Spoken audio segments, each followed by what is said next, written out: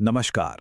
आज हम एक ऐसी आवाज के बारे में जानेंगे जो सदियों से हमारे साथ है। एक ऐसी टेक्नोलॉजी जो कह सकते हैं पुरानी होकर भी नई है। जी हाँ, आज बात होगी रेडियो की। तो सवाल ये उठता है कि भाई आज के ज़माने में जहाँ स्मार्टफोन है, स्ट्रीमिंग है, क्या रेडियो की आवाज़ वाकई कहीं खो गई है? क्या ये बस गुज़रे ज़माने की बात बनकर रह गया है? चलिए आज इसी सवाल का जवाब खोजने की कोशिश करते हैं। वैसे इस सवाल का एक जवाब हमें हर साल 13 फरवरी को मिलता है। इस दिन पूरी दुनिया वर्ल्ड रेडियो डे मनाती है और ये दिन हमें याद दिलाता है कि रेडियो सिर्फ एंटरटेनमेंट का जरिया नहीं है, बल्कि ये जानकारी फैलाने और समाज में बदलाव लाने वाली एक बहुत ही ताकतवर आवाज है। और पता है, ये जो 13 फरवरी की तारीख है ना, ये भी बहुत खास है क्योंकि इसी दिन 1946 में यूनाइटेड नेशंस रेडियो की शुरुआत हुई थी और उसका मकसद सिर्फ एक, दुनिया में शांति का पैगाम फैलाना। तो मतलब रेडियो की तो रूह में ही लोगों को जुड़ना और शांति का संदेश देना बसा हुआ है। तो चलिए अब थोड़ा सा टाइम में पीछे चलते हैं और देखते हैं कि हमारे देश भारत में रेडियो का सफ़र आखिर शुरू कैसे हुआ था।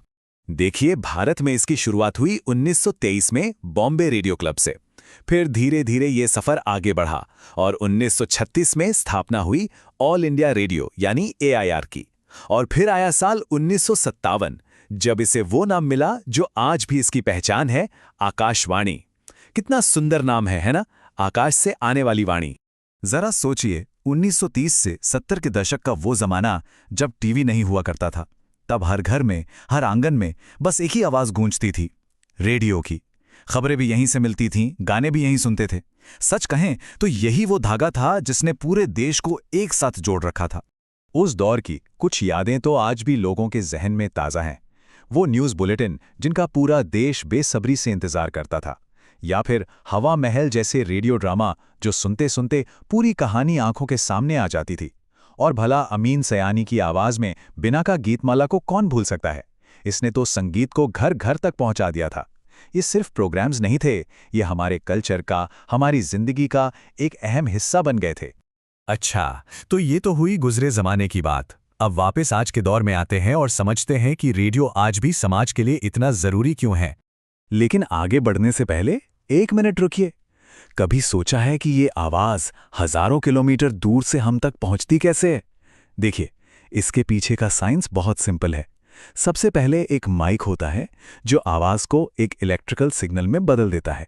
फिर एक ट्रांसमीटर इस सिग्नल को रेडियो वेव्स यानी रेडियो तरंगों में बदलता है। इसके बाद एक एंटीना इन तरंगों को हवा में फैला देता है और बस आपका रेडियो सेट इन्हीं तरंगों को पकड़ता है और वापस आवाज में बदल देता है ना कमाल की चीज? देखिए, रेडियो की असली ताकत सिर्फ गाने सुनाने में नहीं है। जरा सोचिए, जब कोई बाढ़ या तूफान आता है, फोन बंद, इंटरनेट बंद, सब कुछ ठप, तब वो एक छोटा सा रेडियो ही तो होता है जो जरूरी जानकारी हम तक पहुंचाता है, एक उम्मीद जगाता है। यही रेडियो दूर दराज के गांवों में बच्चों के लिए क्लासरूम बन जाता है, किसानों को खेती की नई तकनीक सिखाता है और हाँ, ये लोकतंत्र को मजबूत करने वाली एक बहुत बड़ी आवाज भी है। और ये काम सिर्फ बड़े बड़े रेडियो स्टेशन नहीं कर रहे। आपको पता है, भारत में 300 से भी ज्यादा कम्युनिटी रेडियो स्टेशंस हैं। ये वो छोटे छोटे स्टेशन हैं जिन्हें स्थानीय लोग ही चलाते हैं, अपनी भाषा में अपने मुद्दों पर बात करते हैं। यही तो है असली लोकतंत्र की आवाज जो जमीनी स्तर से उठती है। अब अगर इसकी तुलना हम टीवी या इंटरनेट से करें तो देखिए, रेडियो बहुत सस्ता है। इसकी पहुंच देश के कोने कोने तक है जहां शायद इंटरनेट भी ना हो। और सबसे बड़ी बात, इस पर लोगों का भरोसा। आज भी देखिए, जब कोई बड़ी खबर आती है ना, तो लोग उसे कंफर्म करने के लिए रेडियो जरूर सुनते हैं। ये भरोसा ही इसकी सबसे बड़ी ताकत है।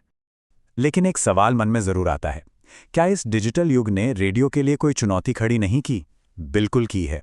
तो आइए अब ये देखते हैं कि रेडियो ने इस नई डिजिटल दुनिया में बने रहने के लिए खुद को कैसे बदला है, कौन कौन से नए अवतार लिए हैं।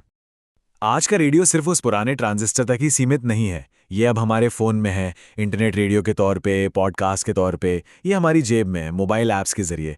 तो मतलब रेडियो ने अपना रूप ज़रूर बदला है, लेकिन अपनी आत्मा को नहीं खोया। हाँ, ये बात सही है कि चुनौतियां कम नहीं हैं। डिजिटल मीडिया से तगड़ा कंपटीशन है, एडवर्टाइजिंग भी पहले जैसी नहीं रही।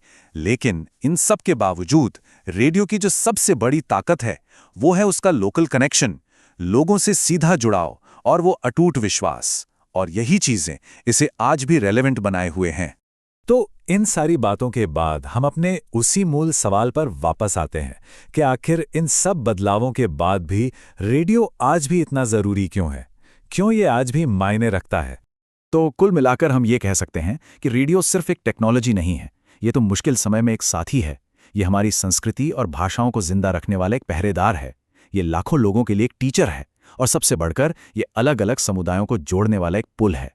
इसकी विरासत किसी मशीन में नहीं बल्कि इंसानी रिश्तों में है। जैसा कि ये पंक्ति बहुत खूबसूरती से कहती है, रेडियो केवल ध्वनि नहीं, समाज की धड़कन है।